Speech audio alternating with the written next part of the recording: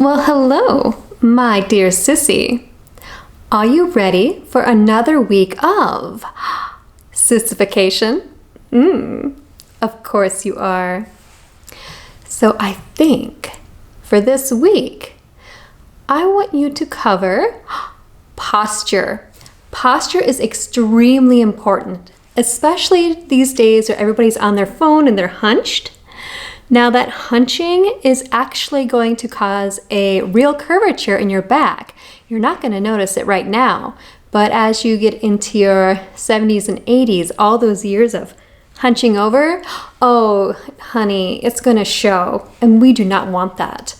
So proper feminine posture is you put your shoulders back, stick out your chest like this, and then additionally, try to keep your chin up if you can, because I will show you. This is especially great for photos. If you have your chin up, then there's not going to be a double chin or a triple chin. So let me show you. So this is me with my chin up. Now if I'm talking to you like this, not only does it make my voice sound a little off, but it creates these lines, and you don't want that. Also, it feels better too. So again, here's my chin up. Now if I'm looking down and talking, or on my phone and talking, see, that doesn't look very nice, does it? It's not very lovely.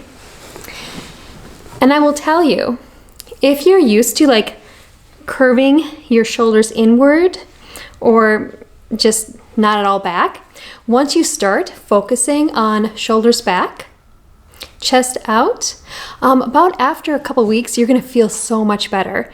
You won't have as much like pain in your shoulders or back, just because of all of that stress you're putting on your shoulders and back and your neck by hunching over, especially on the phone. Now, Sissy, in all of my other videos, I believe I talked about the beauty salon, haven't I? Well, if not, you're in luck. So for this week, you are going to book an appointment for a perm. Yes, a perm. Whether you actually want one or not, you will be getting one. Because I think that every sissy should feel what a tight, curly perm feels like on one's scalp. And it feels wonderful. So when you get those really tiny little perm rods and the stylist wraps your hair up super tight against your scalp is going to feel very tingly. And then once the perm solution is applied, it might go on kind of maybe chill, but it'll warm up quick. And then, depending on how long it's left for, the stylist will know. Regardless of what type of perm it is, even a gentle perm, it will kind of tingle, maybe slightly burn. Don't worry, it won't actually cause any real burns. It'll just feel like that, depending on your sensitivity level. But when the stylist reclines you back into the shampoo bowl and rinses all of your hair and the perm rods, ooh, it's gonna feel glorious, but not as great as it will feel once the neutralizer has been applied. Oh my goodness, it's a dream. That's gonna feel so cold against your scalp, but it's going to feel amazing because of all of the other sensations that you are feeling. You're gonna love it. And then of course, it's gonna provide all that nice volume to your hair too, and it'll help hold other roller sets in place much better. Oh, I nearly forgot. So while you are sitting underneath a processing cap with your perm rods in place, waiting for the perm solution to do its job, hopefully there is a nail salon within the beauty shop. So hopefully you can book a nice manicure and maybe some nice girly colors too, like pink. Maybe a red if you're feeling spicy. And so have that done while you're underneath the dryer. And if they don't have that option, of course, you can do that at home. So you'll have to make a day of it. What you will do is, I suggest getting your feet done first. So what I suggest doing is first, shave your legs or wax them. But our focus this time is going to be the feet, because you need to have really pretty feet. So if you have any hair on your feet, especially on those toes, I personally suggest plucking. That might be something that might be more advanced, if you don't mind plucking each and every one of those pesky little hairs. Otherwise, waxing. But if you really don't like the pain, just shave it. Just that I prefer waxing or plucking because it'll last longer. And if you do enough of the waxing and plucking, it could destroy the hair follicle and the hair won't grow back, which I love. So once you've taken care of all of the hair removal, cut your toenails.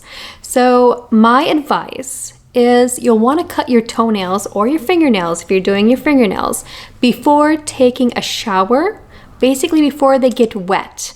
The reason why you want to cut the nails first before getting them wet with water or lotion is because when they're dry, they're easier to cut. When you're cutting nails wet, it's really easy to actually damage the nail. So always cut your nails, your fingernails, toenails dry. So once you have cut all of your toenails to the correct short length, unless you are going for the little longer look, that's totally on you. Then you are going to wash your feet, dry them, put on a wonderful, rich lotion, and even get between the cracks, get everything. Really focus on your feet. Give yourself a little massage and rub the toes and in between, just everything. And then wrap your feet in plastic wrap and put on some nice, thick, cushy socks. There are some socks that I would recommend if you're able to get them. They have almost like a anti-slip bottom. So I think that would be great if you happen to be walking around while your feet are getting all nice and soft. Now we're going to give your feet a couple of hours to really soak up all that wonderful, rich moisturizing. So during that time, you can either do your fingernails or you can set your hair, or if you really want to relax, you can just get a cup of tea and a nice book, or just give yourself a nice hair treatment and sit underneath your own hair dryer. And then once your 2 hours are up, you're going to wipe off all that excess lotion on your feet and make sure your feet are nice and dry. And then you're going to apply nail polish. So what I suggest is doing 2 coats of your favorite color, girly color of course, and then also a clear coat to protect all that.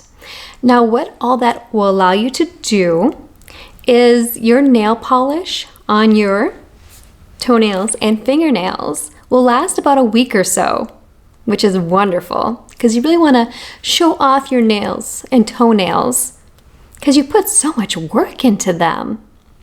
Now, because women are always thinking about other people more than themselves, I need to give you a task that helps to reinforce that you need to make sure that all of your loved ones know how much you truly care about them. So if you have a partner or children at home and they usually take a snack with them or a lunch or something like that, you are going to start leaving little love notes in their snack box or their lunch box. Now, when I say love notes, it could be something as simple as, I love you. I hope you have a great day. You can write a funny little joke. And there's a bunch of other ideas. By putting one of these notes in a lunchbox or snack box, it lets your loved one know that you're thinking of them, and that will make them smile, especially if they're having a difficult day. Now, the next couple of tasks actually come from a wonderful sissy who sent me some ideas in an email. So to you, doll, thank you. Now, one of the ideas brought back fun memories from when I was a teenager. I had crushes on so many. What I would do then was I would find magazines and posters and tape the images of my crush all over my bedroom walls and behind the door and the ceiling. Yes, I was a naughty little thing. So similarly, you are going to save those images either on your computer in a special folder or in a physical folder, or maybe you have a special area of your room, if nothing else, in a closet. So you're gonna push over all of your clothes and either tape all of the images of your crush in the back wall or the side walls, because no one really ever looks at the inner side walls of a closet. And then maybe you'll write your crush a love letter declaring how much you love your crush and how you belong to your crush. But you're not gonna send it, no. We're just gonna keep that little secret between you and me. Oh, and wherever you keep your letter, maybe in the closet as well. But yes, that's a very girly thing that I think all women did. And it's about time that you experience that too. Now, for the final task that you're going to accomplish this week is you are going to join Pinterest using your own sissy persona. And you are going to add things to it that you dream of. See, you're going to kind of manifest it, put it out into the world, because when you do that, some of it may come true. So I want you to find all the shoes you admire, the boots, the jewelry, the makeup, other women, how they do their hair, their makeup, their dress, maybe their mannerisms, or their cooking, and fashion. So choose the fashion that speaks to you. Maybe you like the office look, or maybe the traditional housewife look, or maybe you prefer something with a little bit more shine and sleekness to it. Maybe satin or vinyl and PVC. So make that yours. And then once you've done that, take it off private, leave it public. Because here's a great thing. There are other sissies who use Pinterest for this reason too. And you can connect with other sissies and see what they're posting, and they can enjoy what you're posting. And you can create some nice sisterhood bonds that way. So there you go, sissy. Plenty of tasks this week for you to accomplish. And I know you are eager to accomplish every single one of them. And you are going to do amazing, and you are going to look great, and you're going to feel good. And let me know how it goes. I'd love to hear it. Until next time, bye.